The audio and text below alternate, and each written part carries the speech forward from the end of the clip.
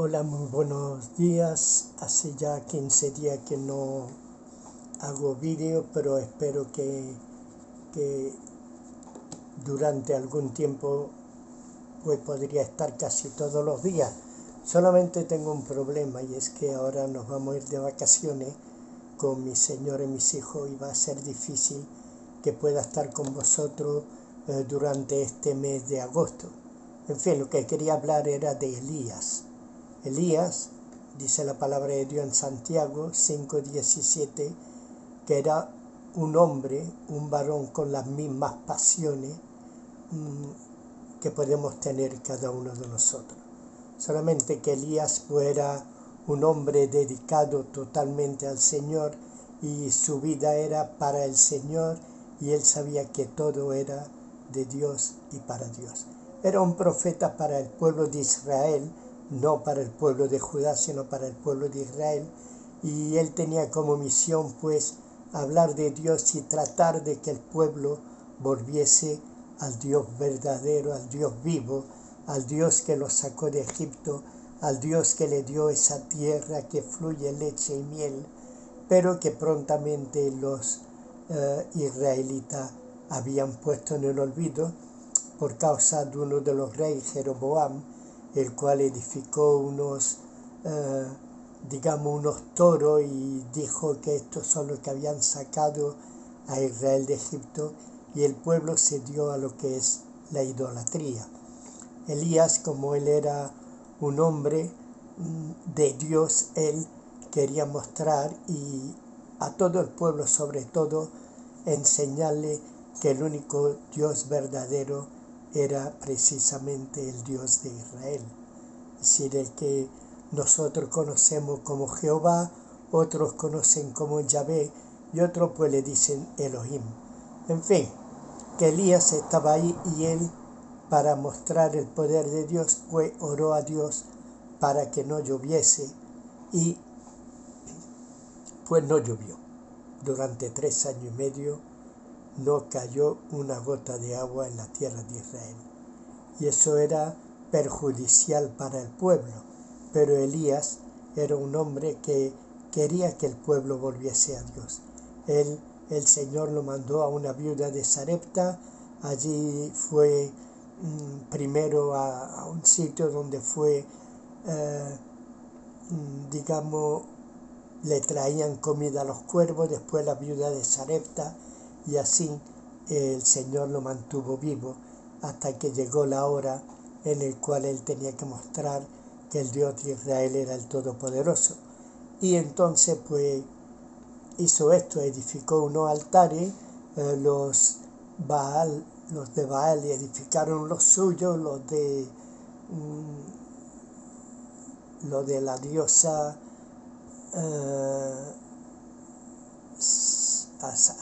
Asera, pues también edificaron los suyos, y bueno, y todos tenían sus dioses, todos tenían sus sacerdotes, Moloch, etcétera, etcétera, y cada uno de ellos pues edificaron un altar, y él pues también edificó un altar para el Señor, donde dijo que iban a poner pues un sacrificio, y que el Dios que contestase pues ese sería el Dios que Israel tenía que servir y que seguir.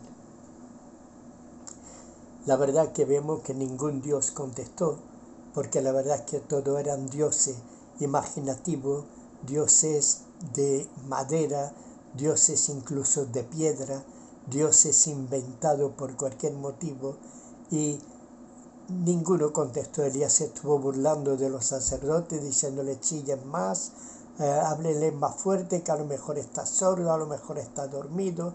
Él sabía que ninguno de ellos le iba a contestar, porque el único Dios que contesta es el Dios verdadero, nuestro Dios. Así que él pues echó agua sobre el sacrificio y solamente dijo: Señor, contesta. Y el Señor envió fuego del cielo y consumió el sacrificio e incluso el agua que había alrededor, y todo el pueblo dijo: solo Jehová es Dios. Y él creía que el pueblo de Israel pues iba a seguir a Jehová. Incluso se atrevió a matar a los 850 profetas o sacerdotes de esos dioses. Los degolló y los echó al río y pensó que todo el pueblo de Israel se iba a ir en pos de Jehová. Pero vemos una cosa, como él era un hombre sujeto a pasiones como las nuestras, él sale victorioso de este conflicto, pero Jezabel le escribe y le dice que el Señor, que Dios le añada si no iba a hacer con él lo mismo que él hizo con esos 850. Y fíjese que después de tener ese poder, de haber hecho que parase de llover, después de haber hecho que lloviese sobre Israel, después de haber degollado los 850 sacerdotes, después de haber demostrado que Jehová es Dios, después de mostrar todo ese poder que había en él, cuando recibe esa notificación de Jezabel, el profeta huye atemorizado. Qué triste que muchas veces, incluso nosotros los cristianos, cuando tenemos algunas victorias, después nos viene un conflicto medio regular, nos amedrentamos. El temor nos acecha. Tenemos miedo. ¿Dónde está la confianza cuando hemos tenido esa victoria? ¿Dónde estaba la confianza de Elías cuando tuvo esa gran victoria sobre todos los demás dioses? Elías, la verdad es que tuvo miedo y fue a esconderse. Fue a esconderse a un sitio, a una cueva, y de allí pues recibió un ángel que le visitó y le dice, ¿qué hace aquí, Elías? Levántate y come. Y Elías le cuenta sus cosas, ¿no? Soy el único profeta de Jehová que ha quedado, todos los demás han sido muertos por Jezabel y ahora ellas quieren matarme y este pueblo quiere quitarme la vida y levántate y come. Muchas veces cuando estamos amedrentados, lo que nos pasa o tenemos temor, lo que tenemos que hacer es levantarnos y comer. Comer y beber. ¿Qué vamos a comer? La palabra de Dios. ¿Qué vamos a beber? De esos ríos del Espíritu Santo que van a llenar nuestros corazones y nos van a calmar. Elías era un hombre igual que cualquiera de nosotros, solamente que él tenía su vida entregada a Dios a pesar de los temores, a pesar de las pasiones que pudiese tener. Él era un hombre entregado a la obra de Dios, un hombre obediente, aunque tenía miedo. Elías se levantó y fue a esconderse, y otra vez el ángel tuvo que venir. ¿Qué haces ahí, Elías? Levántate y come porque tiene que tener más fuerza, tenemos que orar más, tenemos que comer más de la palabra, tenemos que beber más de esos ríos del Espíritu Santo en nuestras vidas, tenemos que levantarnos en victoria. Sí, puede ser que estemos algunas veces en derrota, pero en medio de esa derrota lo único que podemos hacer es comer, beber, no hay otra cosa. Come y bebe y presenta la misma queja. Señor, soy el único profeta de Jehová que ha quedado. A veces podemos decir, Señor, hay que ver, después de haber tenido esa gran victoria, ahora estoy aquí derrotado, sin ganas de seguir viviendo.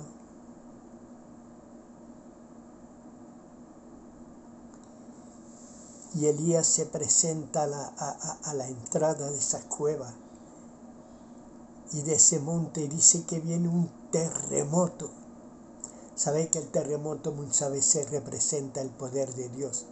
Pero resulta que en ese terremoto que puede hacer que nos asustemos, que Elías se asustara, ahí no estaba el Señor.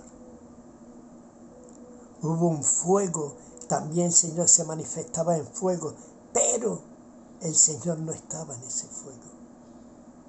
Un viento recio fuerte, como el que abrió el mar Rojo como el que descendió sobre los discípulos en el día de Pentecostés, ese viento recio que soplaba, pero el Señor no estaba tampoco en ese viento. Podemos buscar a Dios en las maneras antiguas. Podemos buscar a Dios de la manera que siempre nos han enseñado, que siempre nos han dicho, pero Dios muchas veces, es gracias a Él que no se manifiesta siempre de la misma manera. Y cuando vino ese silbido apacible, Él tuvo que esconder su rostro. ¿Por qué?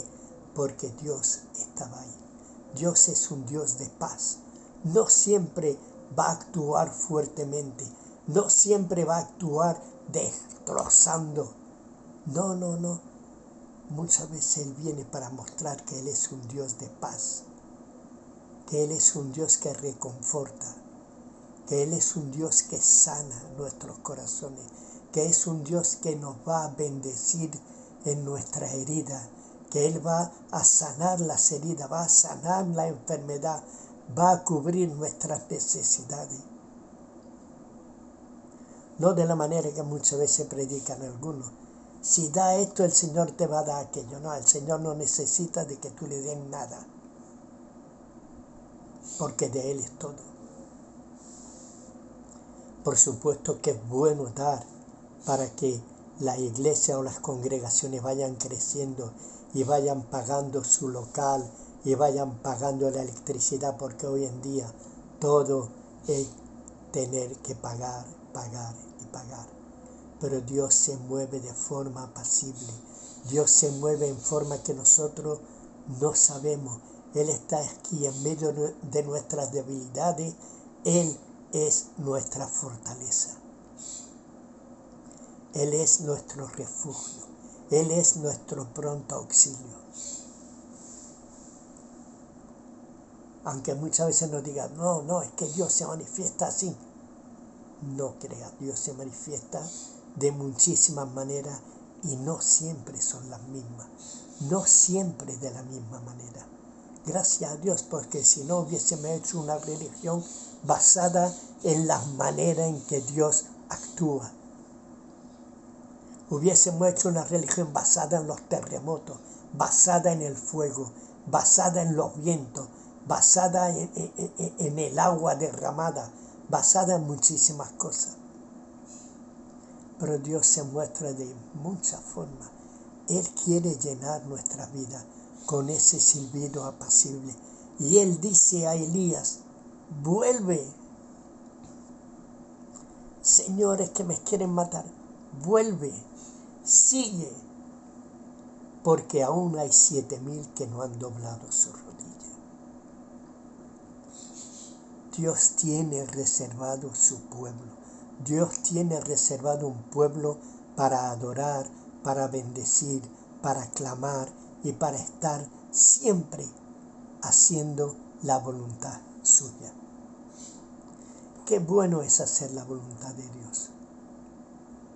Muchas veces no es tanto que nosotros manipulemos a Dios para que Él actúe. Yo muchas veces me río cuando veo culto de sanidades o culto de sanidad. Ni que tuviésemos un día para decirle, Señor, hoy tiene que sanar a la gente. Dios diariamente sana. No hace falta que sea un día específico que nosotros pensemos el domingo tal, vamos a tener un culto de sanidades. El domingo tal vamos a tener un culto de milagros. Estamos manipulando a Dios, estamos manipulando a la gente. Dios no es así. Dios muestra su poder en las debilidades nuestras. Y Él es capaz de obrar a través de nosotros grandes milagros como hizo Elías, que Él paró la lluvia y después hizo que lloviera. Él dijo, por mi palabra lloverá. Qué atrevimiento de un servidor de Dios decir, por mi palabra. ¿Por qué? Porque Dios respaldaba al que hace su voluntad. Dios respalda al que hace su voluntad. Dios respalda al que le adora en espíritu y verdad.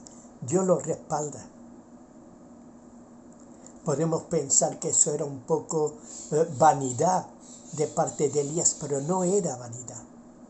Él sabía que Dios iba a obrar e iba a hacer lo que él le pidiera. Dice la palabra de Dios: todo lo que pidiereis al Padre en mi nombre, yo os lo daré, dice el Señor Jesús. ¿Cuántas cosas pedimos a Dios? De verdad, la pedimos de verdad en el nombre de Jesús. Porque el Señor dice: todo es todo. No hay nada que se quede fuera de todo. Lo que pidiereis al Padre, yo os lo daré, dice el Señor Jesús. Y tenemos que pedir conforme a su voluntad. Tenemos que pedir sirviéndole, adorándole, estando en su presencia, constantemente, siendo un verdadero servidor de Dios, siendo un verdadero siervo de Dios, siendo un verdadero siervo de nuestro Señor Jesucristo, siendo lleno del Espíritu Santo para conocer la voluntad. Porque el Espíritu Santo ha sido dado para recordarnos y para enseñarnos todas las cosas que el Señor Jesús ha hecho sobre la tierra. Él resucitó muerto. Él abrió la vista a los ciegos, sanó los cojos, sanó los mudos.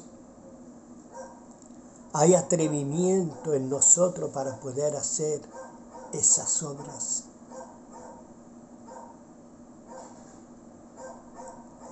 Dios es un Dios de paz. Dios quiere habitar en nuestros corazones con verdad. Él quiere realmente estar en nosotros. Y nosotros debemos anhelar que Él esté en nosotros y siga en nosotros. Elías, un hombre sujeto a pasiones como las nuestras.